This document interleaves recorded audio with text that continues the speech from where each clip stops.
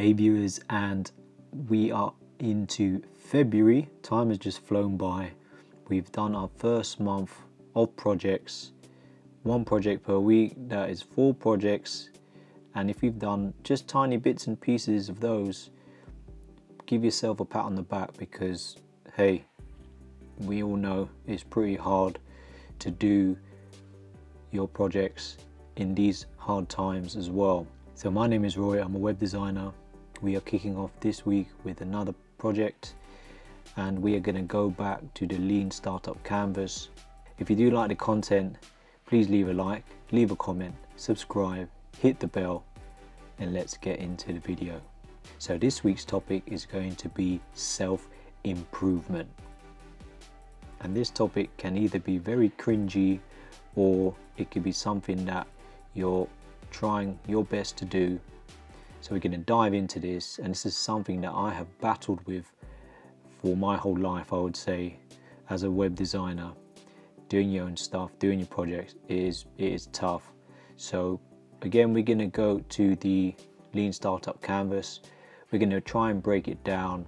So the problem, the audience, the UVP, and solutions. So starting off with the problem, and one YouTube channel that I would recommend is The Future, without the E at the end. Chris Doe, I'd highly recommend that channel. And one of their videos that they did was, how do you do your personal projects after your work? So the problem that I can relate to that is, you're just too tired to do any projects after work. Number one, need to shift habits. Number 2, you'll uncover other issues that is preventing this, number 1. And then another common one is, you need some time to chill. So you finish work. I have one client which is taking up most of my time. So it's a startup as well. You are absolutely drained at the end of the day, work day. So if we were to expand on this, right? So another thing that relates to this problem, and something that hopefully one of the things that this channel can do, is you're looking for work. So if you're a beginner or a developer that wants to brushing up their design, if you're looking for work, and I've been through this before, so you would apply to jobs, you'd get no response. And the other thing to it is, there's so much competition out there. On to the next thing is, you have to simply stand out. So for example, let's choose a company like Fitbit, who I think recently got acquired by Google. So if you want to stand out, make a project that will get them excited possibly, or that can resonate with the team. We did one called Sweat Health, and it's fitness as well, kind of, you're sweating. So if you're going for this type of company and you want to stand out, make a project. How are you going to do this? You already have a problem of being too tired after work. There's no more energy left. You're just a zombie when you get back home. Or depending if you're lucky enough, if you can actually work remotely like myself, and you don't have to travel anymore, but you're still drained after work. So what I've been doing is, one of the questions is, why wake up early? I did my project or learning first thing in the morning, and then in order to do that, go bed early so I can get up early to do number 1. The target audience. So again, it's impossible to please everyone, and the audience I'm looking at again is Generation Y or millennials. And then the last thing is, let's say you want to work at Fitbit, for example. You could even look at their target audience, think of who they're trying to target, or look at their designs and try and go for that style. And hopefully you want to work with them because you love their stuff, you love their technology, you've checked them out, and it could be a good fit for you and for them. Unique value proposition. What is the product's primary reason you are different and worth buying? So again, what I write here is all very loose. It's not 100% correct at all. It could be totally random, but at least we're filling this in just so we can focus on the project ahead. So simple, focus on doing versus success. So a lot of people like myself, we worry too much about if we're going to do well or not. But if you take it a step back and just worry about actually doing it first and then worrying about success later on, to me it's more important to actually do and not worry about success or not.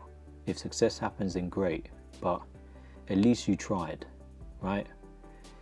So success is more like a bonus. If it happens, it happens. If it doesn't, it doesn't, but at least you did something. Another thing is, look at successful people or designers, and some of these people, they're just absolute beasts when it comes to putting out work. I can see why they built up a huge target audience or huge audience. They're just putting in the work. And then lastly, stats. So stats is more to do with the channel and what we've accomplished so far, and I hope you have done some stuff that you're pretty pleased of, and let's continue this. So since 15th of December 2020, last year, we have done 6 projects, so 6 logos, 6 hero sections, 6 small design systems, and then 6 sections of websites. So this is all quite, might not be 100% accurate. There's lots of other bits we've done, but just to roughly generalize it, we have done quite a bit, and this is probably around mid-December. It's probably what, 1 project per week. So we're breaking it down, and in order to do all of this, it does take a shift in habits. Number 4, solutions. What is the minimum feature set, MVP, that demonstrates the UVP? So this could be a very simple to-do list app and track habits weekly basis. The name of this startup or app is, I'm just going generic habit just to keep it simple. The naming is absolute another task in itself. Maybe I'll get into that one day, but for now we're just going to stick with habits. What are the values? We're going for modern, simple, gamification. They might not be the true value, but I'll just put in some values at least. And then we're going to look at the competition. One of them is momentum. So you can see here, so form new habits simply, beautifully, permanently. Momentum is everything you need to get motivated, stay on track, and accomplish your goals. So it looks really nice and minimal. They're already possibly been featured, and based on Jerry Seinfeld's productivity secret. So they're using other people's successful templates, and here you just got how it works. You got reminders, weekly targets, no need to open the phone. They're actually working on how many different devices. I mean, that is just insane. And it's on the Mac App Store, download on the App Store. Okay, so maybe it's because they got the iPad, they got the Apple iPhone and Apple Watch. So that's one competition. Again, this is another very beautiful, I would say, you got, how can I summarize it? So organize it all with Todoist. So doing everything.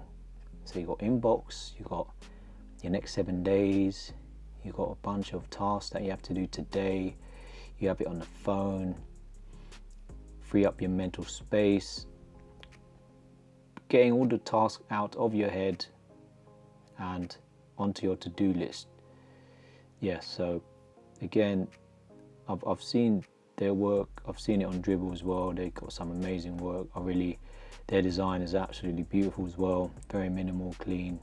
And then another inspiration that I mentioned before is Atomic Habits by James Clear. So this is a book, probably the book that has changed it for me. This book really kicked it for me, so I highly recommend it. And again, it kind of relates to this project, well, it absolutely 100% relates to this project.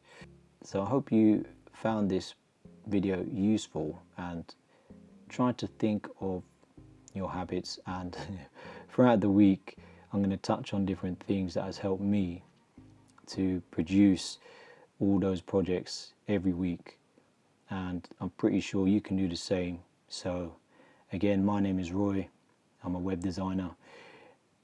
Hit the thumbs up, leave a comment, hit the notification bell, subscribe, and I'll see you in the next video. Take care, bye.